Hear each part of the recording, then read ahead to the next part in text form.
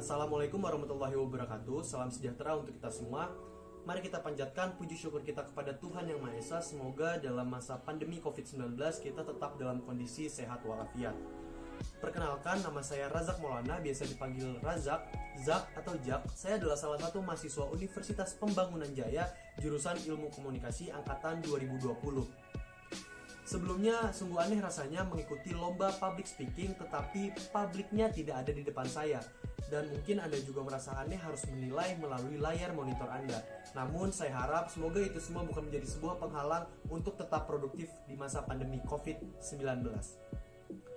Izinkan saya kurang lebih 5 menit ke depan saya akan memberikan sebuah informasi terkait dari mana sih kreatif itu muncul dan bagaimana sih bentuk-bentuk profesional berdasarkan pengalaman saya.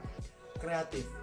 Sebelumnya, tidak ada satu definisi kreatif yang bisa diterima oleh semua manusia.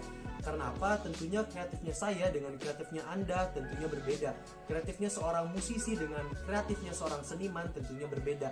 Maka dari itu, berdasarkan pemahaman saya bahwa tidak ada satu definisi kreatif yang dapat diterima oleh semua orang. Lalu apa maksudnya?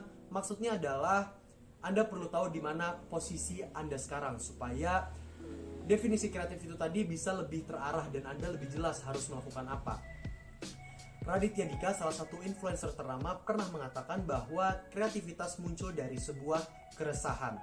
Contohnya adalah seorang juru masak yang resah kenapa ya masakannya nggak enak, dan dia berpikir kreatif untuk menambahkan sedikit bawang putih dan ternyata makanannya menjadi enak. Disitulah peran keresahan bisa membentuk seseorang menjadi lebih kreatif. Yang kedua, Wisnu Tama, salah satu founder Net Media Tama, pernah mengatakan bahwa kreatif itu muncul dari kondisi yang menekan. Contohnya adalah ketika seorang mahasiswa yang mengerjakan tugasnya mepet dengan deadline. Maka kenapa tidak diketahui dari mana asalnya, tiba-tiba dia bisa mengerjakan tugas dengan lancar. Disitulah peran kondisi yang menekan membentuk kita untuk bisa mengerjakan lebih lancar dan tentunya lebih kreatif.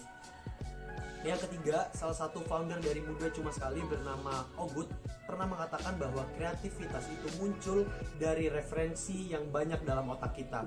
Contohnya adalah seorang novelis yang mengatur kerangka berpikirnya untuk menuliskan sebuah cerita yang menarik.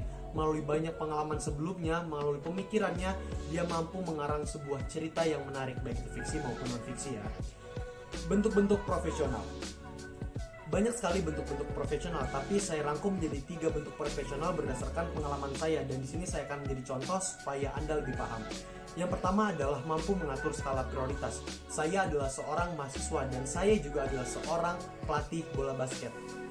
Jadi saya mengemban tugas sebagai mahasiswa, saya juga mengemban tugas sebagai seorang pelatih. Disitulah peran skala prioritas yang harus saya tentukan, mana yang harus saya dahulukan menjadi salah satu bentuk profesional. Yang kedua adalah mampu melihat sebuah persoalan dari berbagai sudut pandang. Contohnya adalah ketika saya menjadi seorang pelatih basket, saya harus menerima banyak sudut pandang, mulai dari pemain saya, orang tua murid saya, dan bahkan pelatih kepala. Dan saya harus menentukan sikap melalui sudut pandang itu, saya harus bertindak seperti apa. Dan yang ketiga adalah mengerti dan tahu apa yang terbaik buat kita. Siapa yang kalau bukan mengenal diri Anda, selain orang lain tentunya Anda yang paling tahu. Betul atau tidak, saya yakin itu betul. Andalah yang tahu yang terbaik buat diri Anda. Kalau ternyata memang sistem kebut semalam adalah yang terbaik buat Anda, maka lanjutkan. Mungkin sekian dari saya, kurangnya mohon maaf. Saya tidak bermaksud menggurui karena saya hanya ingin berbagi.